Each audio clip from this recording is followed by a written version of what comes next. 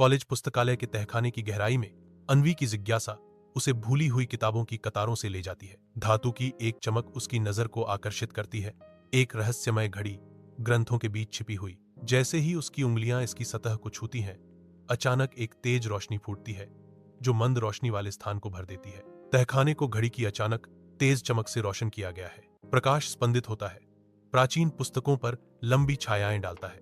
अन्वी एक प्राचीन गुरुकुल में कदम रखती है जो समय के माध्यम से एक प्रवेश द्वार है। छात्र मिट्टी के फर्श पर बैठते हैं, उनकी आवाजें प्राचीन वैदिक मंत्रों में गूंजती हैं। आश्चर्य की एक लहर छात्रों पर छा जाती है क्योंकि वे अन्वी की अपरिचित पोशाक पर ध्यान देते हैं। अन्वी परंपरा की पृष्ठभूमि के खिलाफ स्पष्ट रूप से खड़ी है, जो दूर के भविष्य की एक आकृति है। गुरुकुल में अन्वी छात्रों के बीच सबसे अलग दिखती है।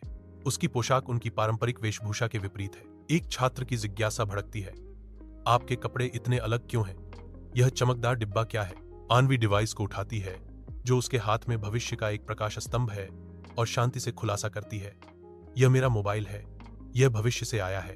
अन्वी डिवाइस के जादू की व्याख्या करती है, यह एक कैमरा है, आप इससे तस्वीरें ले सकते हैं। छात्र करीब आते हैं, उनकी आंखें अन्वी के हाथ में मौजूद भविष्यवादी उपकरण को देखकर विस्मय से फैल जाती हैं। शाही दरबार के विशाल द्वार खुलते हैं जिसमें राजा के सख्त सैनिकों द्वारा अनुरक्षित अन्वी का खुलासा होता है। अन्वी कांपती है, उसकी आंखें अपरिचित वैभव के चारों ओर घूम रही हैं। उसके भीतर डर का तूफान उमड़ रहा है। वह सिंहासन के सामने खड़ी है, दरबार की निगाहों का भार उस पर पड़ रहा है।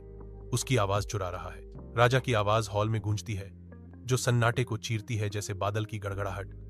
क्या तुम देवताओं के दूत हो या पड़ोसी राज्य का कोई चाल? अन्वी डर से लकवाग्रस्त हो जाती है।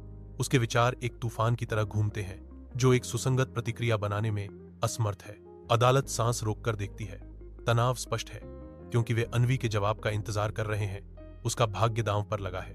राजा का दरबार दबी हुई प्रत्याशा से गूंजता है। धूप दृश्य को श्रद्धा में रंग देती है। सजावटी सजावट चमकती है, संगमरमर पर छायाएं नाचती हैं और हवा सम्मान से गूंजती है। आचार्य आगे बढ़ते हैं, उनके उच्चारण हॉल में गूंजते हैं। महाराज, यह लड़की भविष्य के लिए ज्ञान की दूत है, आचार्य घोषणा करते हैं। उनके शब्दों में वजन है। अदालत हर शब्द को ध्यान से सुन रही है। उसे यहां रखना उचित नहीं होगा। घड़ी की सतह धूप को दर्शाती है, इसकी चमक वर्तमान में वापसी का संकेत देती है। अन्वी खुद को अपने ही समय में पाती है। परिचित परिवेश अब नई स्पष्टता के साथ देखा जाता है। प्रकटीकरण होता है, ज्ञान और शिक्षा ही अंतिम शक्ति है। समझ से प्रकाशित अन्वी के चेहरे पर एक दृढ़ भाव आता है।